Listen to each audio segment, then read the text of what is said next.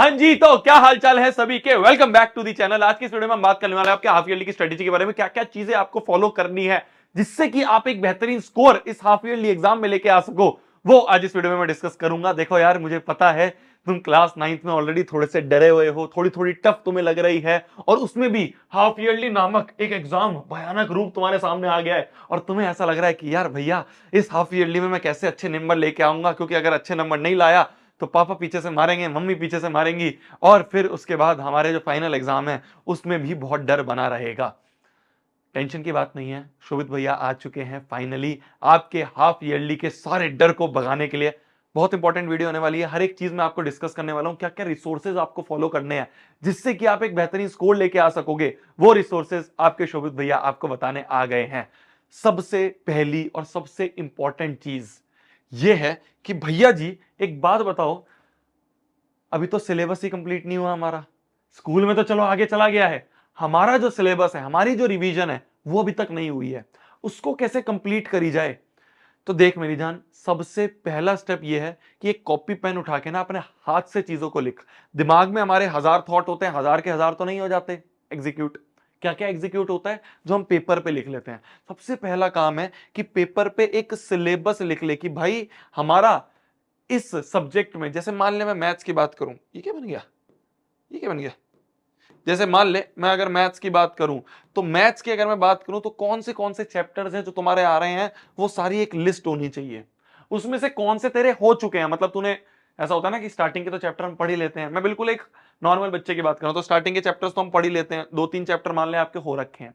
अब जो बचे हुए चैप्टर्स हैं, इन बचे हुए चैप्टर्स में से कौन से ऐसे चैप्टर हैं जो मैक्सिमम वेटेज लेके बैठे हैं हाफ ईयरली में, तो वो तेरे को आइडेंटिफाई करना होगा। जैसे मान ले ट्रायंगल्स आ रहा है, तो ट्रायंगल्स या लाइंस एंड एंगल्स आ रहा है, या फिर ट्रायंगल्स आ रहे हैं, बहुत बड़ी वेटेज लेके बैठे होंगे। तो पहला फोकस इन पर, कि इनको कंप्लीट कर लेते हैं। देखो जरूरी नहीं है तुम्हारा 100% सिलेबस होके तुम हाफ ईयरली देने जाओ। क्यों? क्योंकि अगर तुम अभी जागे हो तो शायद तुम्हारा हर चीज नहीं हो रखी होगी। तो जितना करो उसको बेस्ट करो। ऐसे मत करना कि हर चीज करके चले गए और वहां पे सवाल एक भी नहीं हो पाया। तो जो करो उसको परफेक्ट करो, परफेक्शन पे, क्वालिटी पे फोकस करो ओवर क्वांटिटी। तो हम जो जो चैप्टर्स हमें लग रहे हैं सिमिलर, फॉर साइंस के बाद, मैथ्स के बाद साइंस हो गया, एसएसटी हो गया, इंग्लिश हो गया, हिंदी हो गया, उसका एक लिस्ट बनाओ कि कौन कौन से चैप्टर हैं। ये सामने चिपका होगा तो तुम्हें थोड़ा आइडिया लगेगा कि अच्छा जी अब ये बचा है और इसको करना है। तो सिलेबस कंप्लीट करना पहली प्रायोरिटी है, और उसमें भी वो कंप्लीट करना जिसकी हाईएस्ट वेटेज है। शायद मान लो इसमें एक बहुत हल्का सा, मान लो कोऑर्डिनेट ज्योमेट्री चैप्टर आ रहा है, तो इसको लास्ट में भी छोड़ सकते हैं कि लास्ट के रात को 1 घंटे पढ़ के चले जाएंगे। पहले इनको कर लेते हैं कंप्लीट, जिससे कि इसके क्वेश्चन जो मैक्सिमम वेटेज लेके जा रहे हैं वो हमारे खराब ना हो। Similar for science and similar for SST. दूसरी चीज भैया आपने बता तो दिया कि ये सिलेबस करना है, पर कहां से करना है, रिसोर्सेज क्या फॉलो करें, क्या हम कोई बुक पढ़ें, क्या हम कोई एनसीईआरटी करें, क्या हम कोई वीडियो देखें। देख मेरी जान, एक जनरल चीज बताता हूं। अभी तेरे फाइनल एग्जाम होते, उसकी स्ट्रेटेजी होती तो मैं बिल्कुल लंबी लंबी चौड़ी चौड़ी बनाता। अभी हाफ ईयरली एग्जाम में एक छोटा सा पड़ाव है, जनरल चीज बता रहा हूं। सबसे पहली चीज होती है वन शॉट वीडियो देखना, बेहतरीन टीचर की वन शॉट देखना। ऐसे ही कोई नई वन शॉट या कुछ मत देख लेना, जिसपे तुम्हें ट्रस्ट हो उसकी वन शॉट देखना, चाहे 1.5x या 2x पे।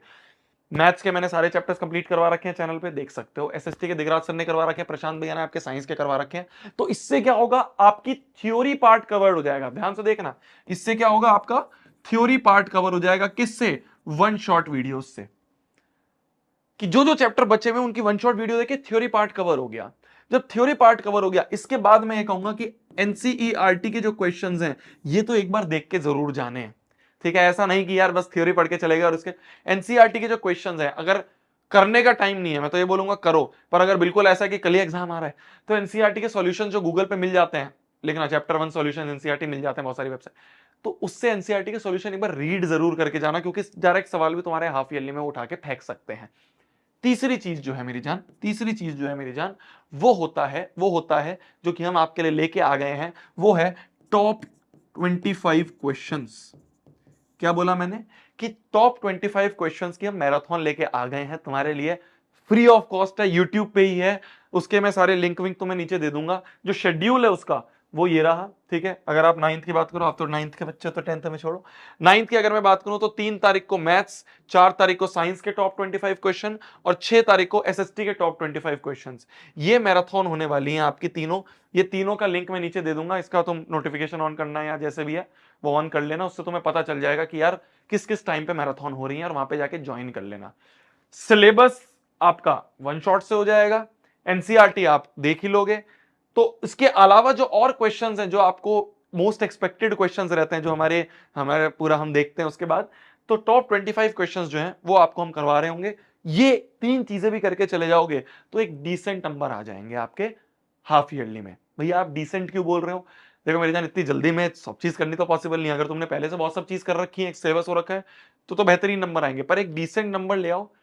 पर एक बात समझना, एक बात समझना जो बहुत जरूरी है, वो ये है कि ठीक है, हाफ ईयरली एक पत्थर था, उसको पार कर लिया। What after half yearly? Half yearly के बाद क्या? ये तो चलो अभी सामने एकदम पत्थर खड़ा है, इसको चट्टान को क्रॉस करना है। इस चट्टान को क्रॉस करने के लिए मैंने तुम्हें एक तरह से मान सकते हो स्ट्रेटेजी बता दी कि हाँ ये करके तू पास हो जाएगा, ये करके तेरे अच्छे नंबर आ जाएंगे। पर हाफ ईयरली एक तरह की घंटी होती है मेरी जान, ठीक है। ये एक ऐसी घंटी है कि भाई अब जाग जा, इससे पहले जो भी हुआ ठीक है।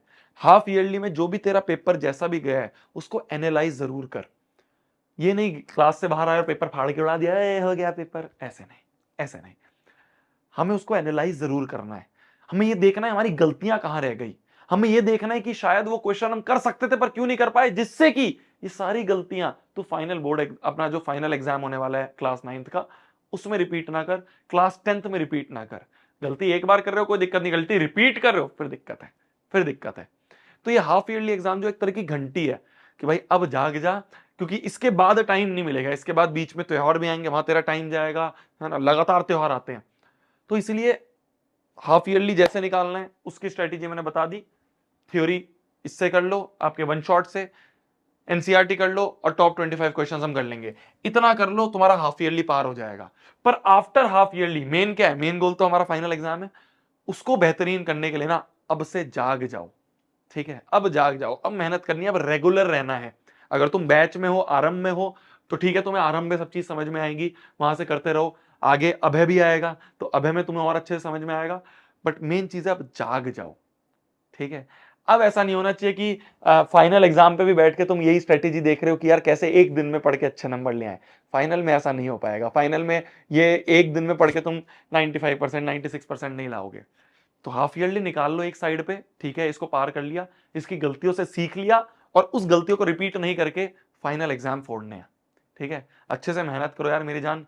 बैच में तो मैं तुम्हें, आरंभ बैच में तो तुम्हें हर चीज बताता ही हूं, है ना। कोई बच्चा ऐसा है जो अभी भी एनरोल करना चाह रहा है, वो कर सकता है। पॉइंट इज कि उस चीज को यूज करो, यूटिलाइज करो, ठीक है। आरंभ बैच इंडिया का सबसे बेहतरीन बैच है, तो उसमें अगर तुम एनरोल्ड हो तो उसको यूटिलाइज करो, उसको यूज करके भरपूर फायदा उठाओ, और क्लास 9th अच्छी करो। क्योंकि क्लास 9th का बेस स्ट्रांग हो गया ना, तो वही तुम्हारे क्लास 10th में अच्छे एक कॉन्फिडेंस देगा। क्लास 9th के बहुत सारे कॉन्सेप्ट तुम्हारे क्लास 11th में यूज होते हैं, तो वो तुम्हारा एक बेस स्ट्रांग रहेगा, ठीक है मेरे जान। मैं तेरे को बिल्कुल अपना मान के, अपना सोच के, भाई बहन सोच के मैं तेरे को बता रहा हूं। तो अभी तक जो भी हुआ ठीक है, अब हमें अच्छे से फोकस करके क्लास 9th को निकालना है। फाइनल एग्जाम में एक अच्छा बड़ा स्कोर हमें जो है स्कोर करना है, ठीक है। All the very best. मेरी तरफ से जो भी तुम्हें चीज चाहिए हो, मैं तुम्हें लाने के लिए तैयार हूं, तो मेरे को कमेंट सेक्शन में बताना। गुड नाइट, टेक केयर, खाना खा लो आप भी, मैं भी खाना खा लेता हूं। मिलते हैं इसी तरह की दूसरी शानदार वीडियो में। ये जो शेड्यूल है पूरा, ये आपको नीचे डिस्क्रिप्शन में लिंक दे दूंगा मैं, किस किस चैनल पे होना है। ये इस चैनल पे नहीं होगा, अलग अलग चैनल्स पे होगा, तो वो आपको पता चल जाएगा। गुड नाइट, बाय बाय, जाओ चलो पढ़ लो, bye bye bye, all the very best, all the very best. अच्छा करके आना है, बाय बाय।